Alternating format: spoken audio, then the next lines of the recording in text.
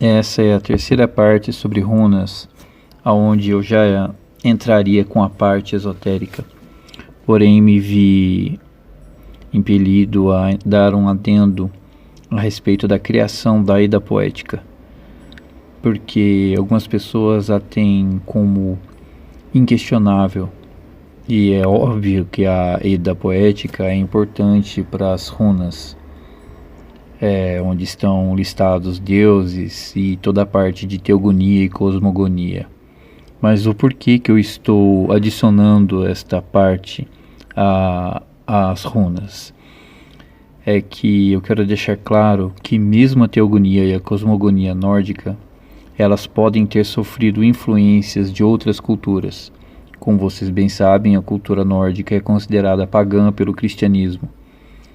E acontece que por volta do ano 1000, Thorgir Thorkelson, que era um dos líderes da Islândia, ele se viu diante de um impasse, algo muito grave, que para evitar uma guerra em torno do ano 1000, mais ou menos, ele foi obrigado a trazer uma resposta. E a resposta foi essa: a Islândia estava sendo cristianizada, eles seriam batizados, e quanto àqueles que queriam seguir seus credos pagãos, eles poderiam fazer desde que em reservado. Ele próprio atirou suas estátuas nas águas de uma catarata, que inclusive recebeu o nome de Godafoss, alguma coisa como Catarata dos Deuses. Os colonizadores, eles eram pagãos, eles adoravam Odin, Thor, Frey, Freya, mas no início do século X havia uma pressão política da Europa para que os islandeses se convertessem ao cristianismo, e isso já estava culminando numa guerra. Thorgir, então, ele resolveu acabar com o que poderia se tornar algo muito grave, cristianizando a Islândia. O fato é que a Edda Poética ela surgiu quase 200 anos depois, sendo escrita por Snorri Sturluson, que ele teria nascido em torno de 1178 ou 1179, por aí. Quase 200 anos depois, a Islândia já estava bem cristianizada, e o cristianismo em várias regiões do mundo, elas entravam e destruíam a cultura local para introduzir o cristianismo. Isso aconteceu em todos os países, incluindo o Brasil, incluindo a África. No Brasil, por exemplo, os índios tinham a cultura com Tupã, que foi substituído através do sincretismo cristão, foi sincretizado com uma figura de Jeová, enquanto a figura de Anhangwa foi sincretizado com a figura de Satanás. Isso aconteceu de forma parecida com os deuses nórdicos, onde eles foram modificados por influência cristã.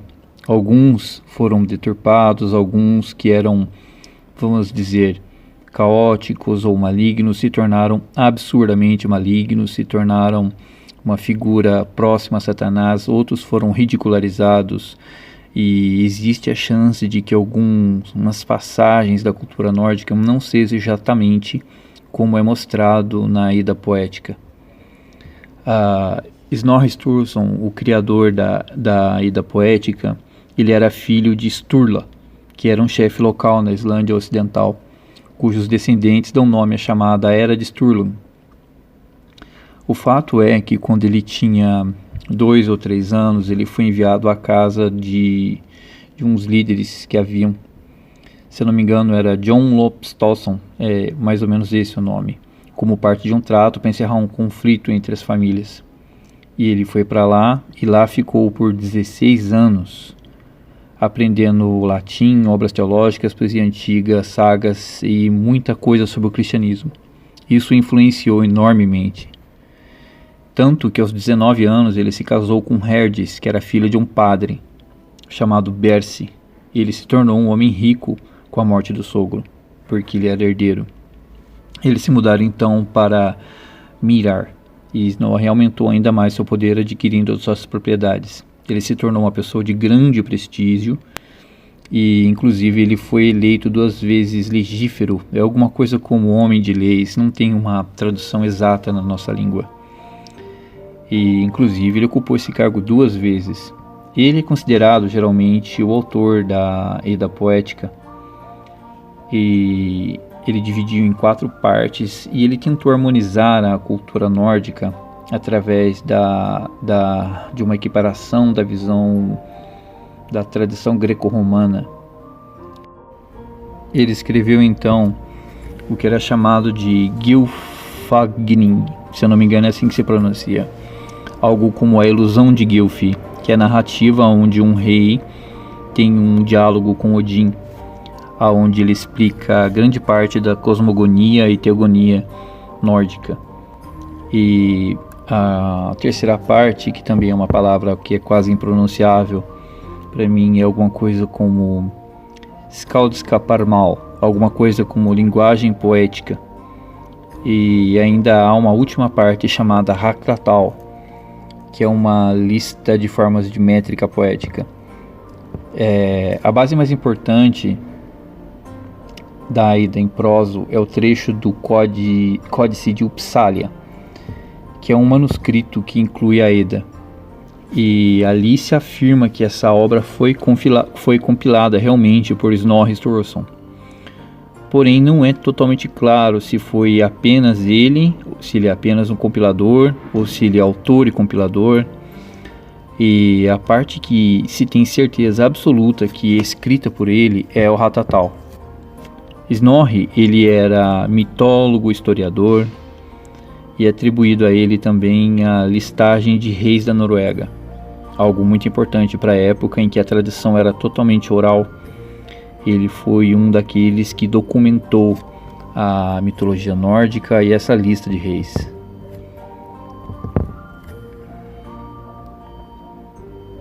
Ele acreditava que a mitologia nórdica era decorrente da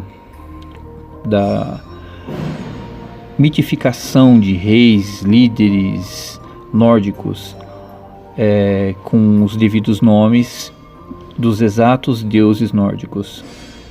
Ele acreditava que após a morte se nascia um culto em torno daqueles nomes e eles passaram a ser adorados como deuses. Entretanto, outros autores, eles acreditam que houve um encontro entre líderes que recebiam nomes de divindades e essas figuras se condensavam com o decorrer do tempo. Logo então, haveria uma mesclagem da figura divina de Odin com líderes tribais e governantes ou reis com o nome Odin também, surgindo assim numa nova visão da figura divina de Odin.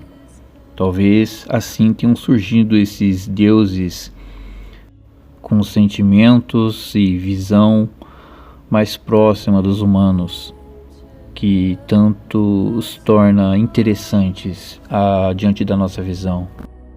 Termino então por aqui, e no próximo vídeo eu planejo finalmente iniciar a parte de estudos das runas. E conforme for necessário, eu entro em assuntos de mitologia, cosmogonia e teogonia.